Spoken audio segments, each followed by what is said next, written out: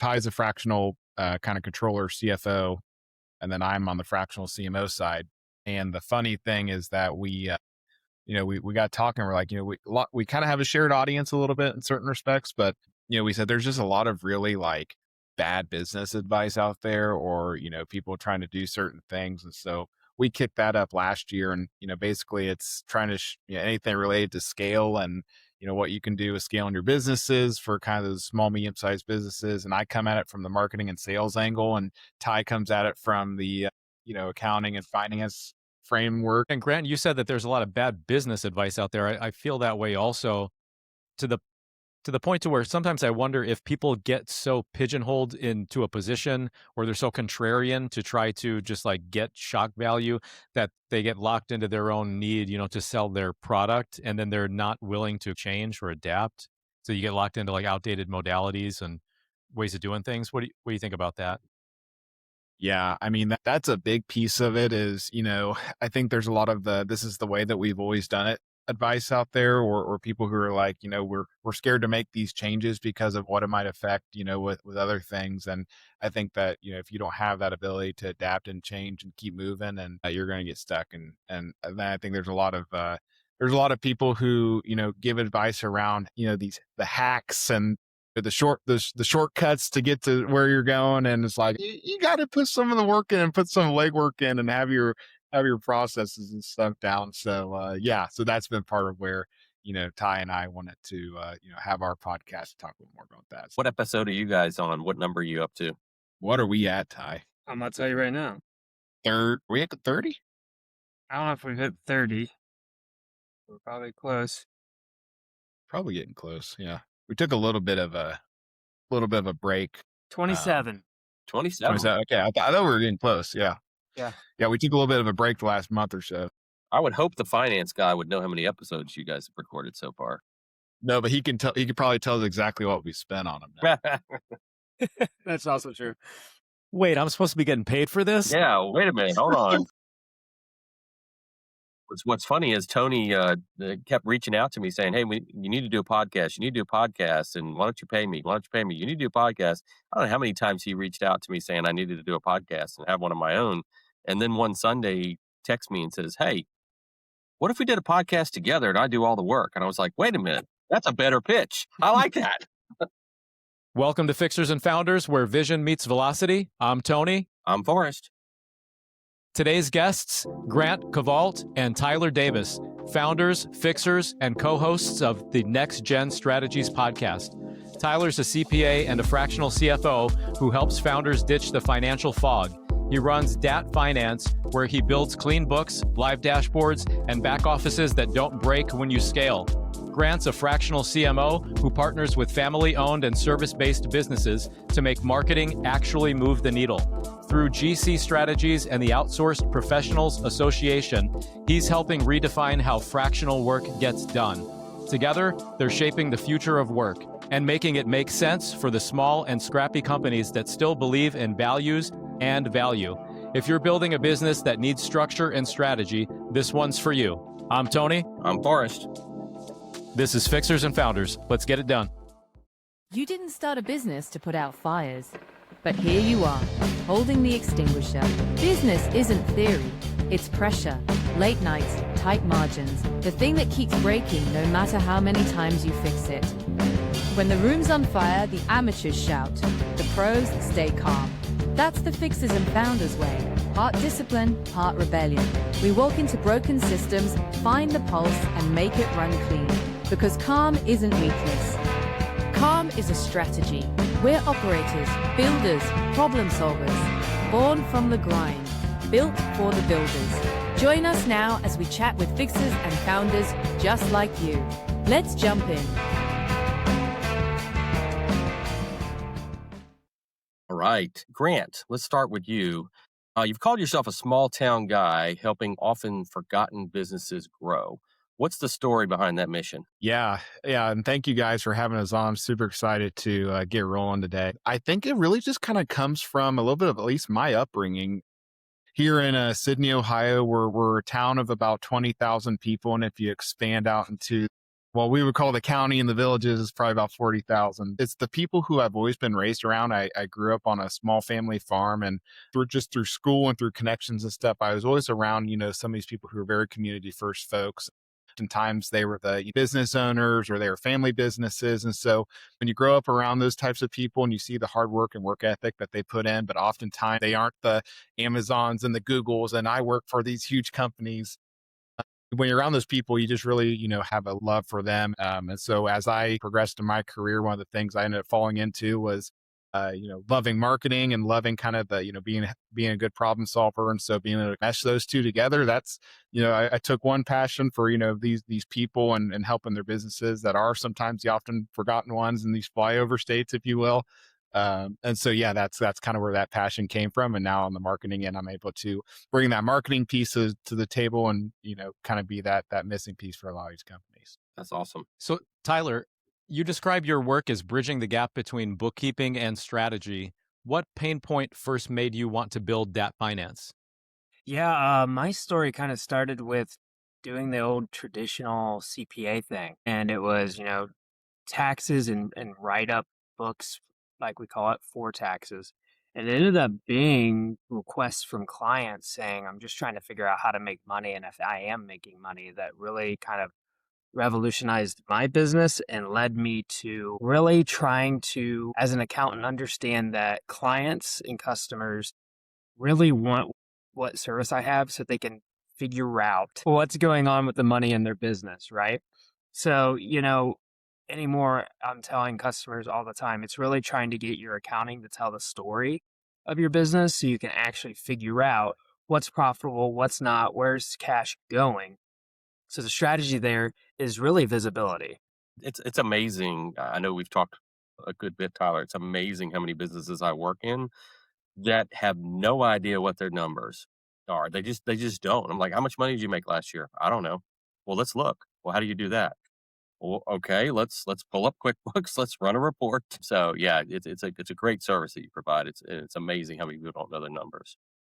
Yeah, I've talked to them blue in the face about quit looking at your bank account balance to determine if your business is healthy. Yes. I think I've talked to you about it, Forrest and Grant. I mean, we've been rounds and rounds about it. Yeah, you and I get pretty passionate in our conversations around Yeah. clients we might be working with. Grant, back to you. A lot of founders treat marketing as a last minute scramble. What do you wish more of them understood earlier in the process? Oh, boy, I could go on a soapbox. We could do a whole episode around this. Yeah, but you could. No, I think, I think that it is oftentimes kind of that forgotten piece of the whole pie when it comes to business. And a lot of times I think it's, kind of seen as a necessary evil or an expense, that kind of shows up there. Where I think a lot of times I encourage, founders or business leaders is like, if you're rushing to do your marketing, you're probably not doing it right. You're probably better off just not doing anything, 'cause you might hurt it a little bit worse. But, where I really wish is sometimes, folks would put the maybe proper priority or consideration on things. It's just knowing kind of who they are as a brand and who they are trying to go after, because, marketing is not a get rich scheme.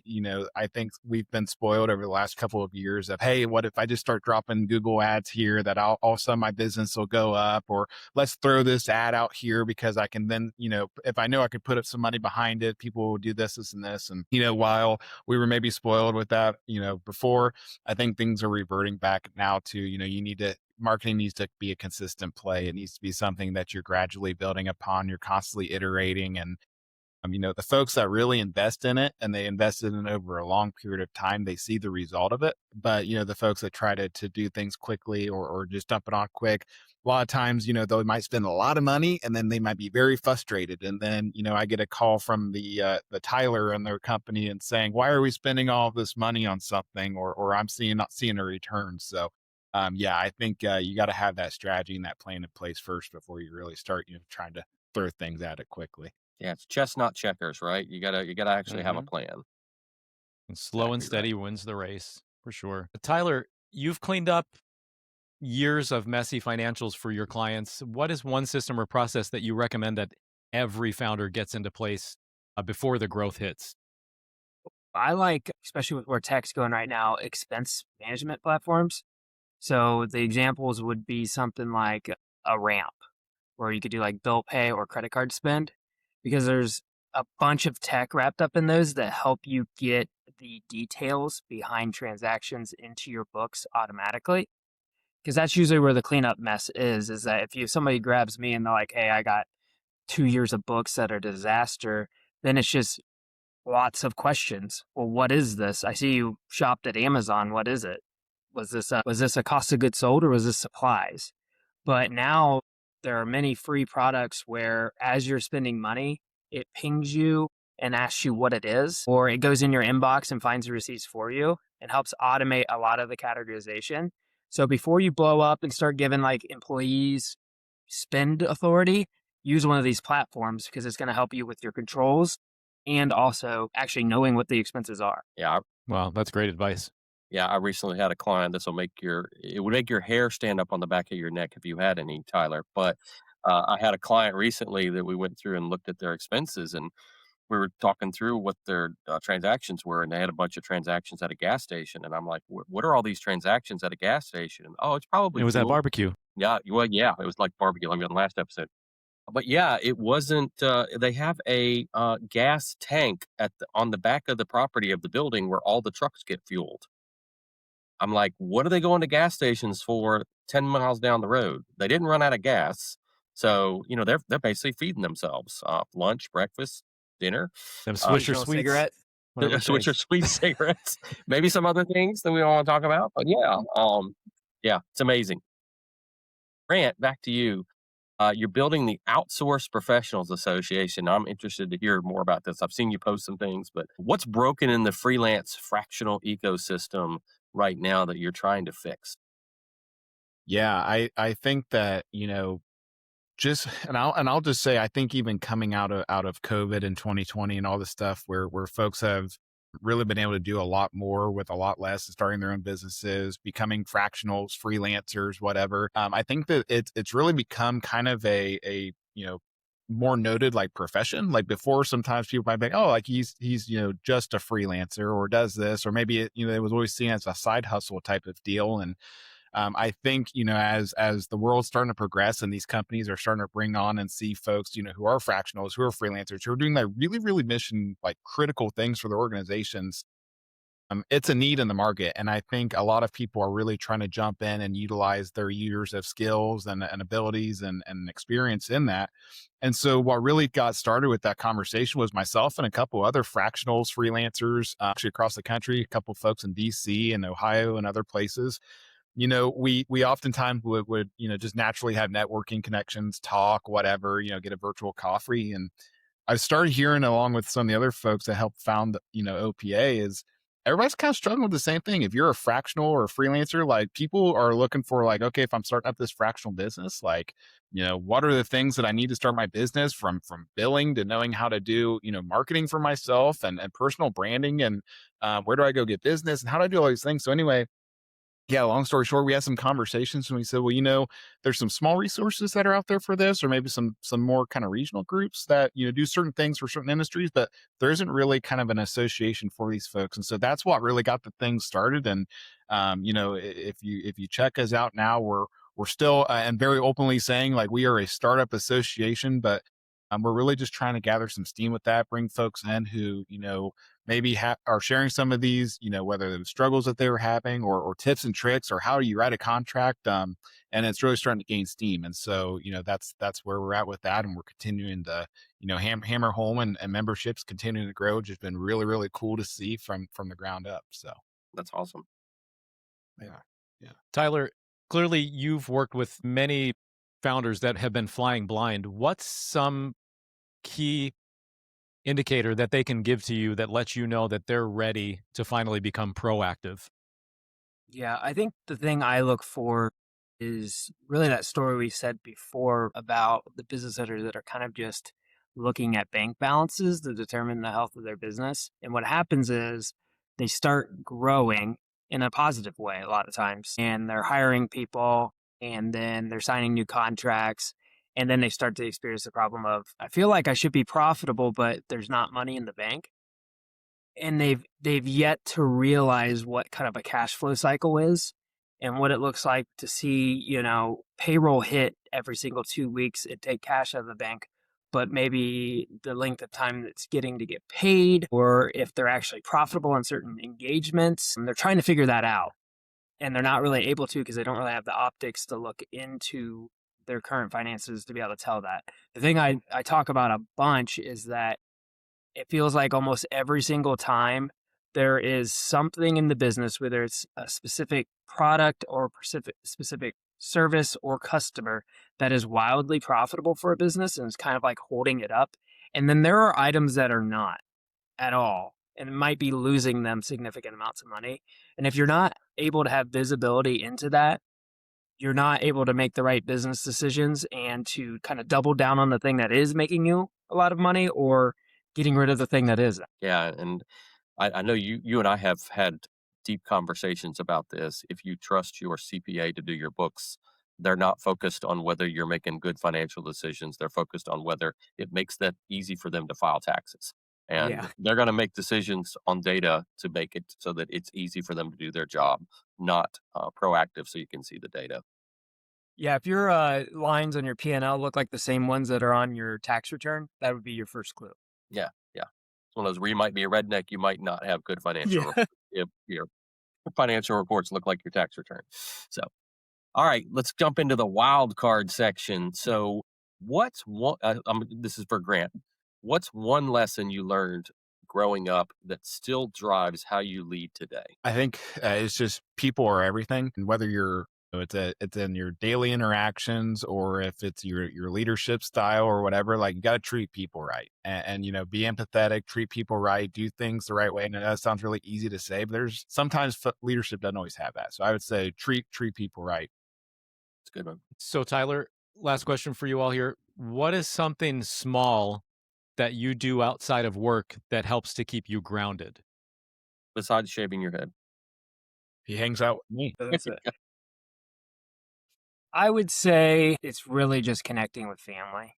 It kind of gets a little crazy at certain times of the year being an accountant and kind of hanging everything up and enjoying whoever it is in your family, whether it's your kids or if it's your parents or your grandparents or whoever it is, but kind of just disconnecting from all the crazy that goes on when any of us that are a fixer or a founder deal with.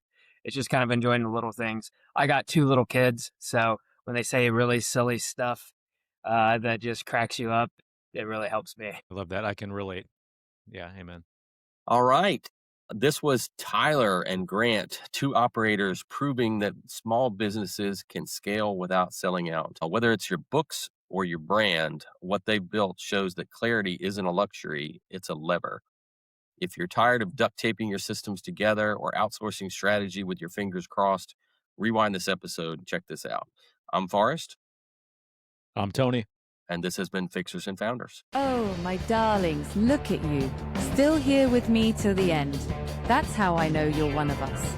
The fixers, the founders, the ones who build in the chaos and still manage to laugh through it. Drop a comment, share your sparks, and connect with each other. This is where the net weaving begins.